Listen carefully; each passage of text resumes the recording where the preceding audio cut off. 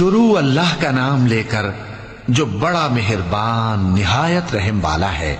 جو لوگ کافر ہیں یعنی اہل کتاب اور مشرک، وہ کفر سے باز رہنے والے نہ تھے یہاں تک کہ ان کے پاس کھلی دلیل آ جائے، یعنی اللہ کا ایک پیغمبر جو پاک اوراق پڑھ کر سناتا ہے جن میں مستحکم آیتیں لکھی ہوئی ہیں، اور اہل کتاب جو فرقوں میں بٹے ہیں تو دلیل واضح کے آنے کے بعد ہی بٹے ہیں، حالانکہ ان کو حکم تو یہی ہوا تھا کہ اللہ کی عبادت کریں، اطاعت کو اسی کے لیے خالص کرتے ہوئے یکسو ہو کر، اور نماز قائم کریں اور زکوٰۃ دیں، اور یہی مضبوط اصولوں والا دین ہے۔ جو لوگ کافر ہیں یعنی اہل کتاب اور مشرک، وہ دوزخ کی آگ میں پڑیں گے اور ہمیشہ اسی میں رہیں گے۔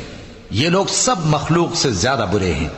بے شک جو لوگ ایمان لائے اور نیک عمل کرتے رہے وہ تمام خلقت سے بہتر ہیں۔ ان کا صلہ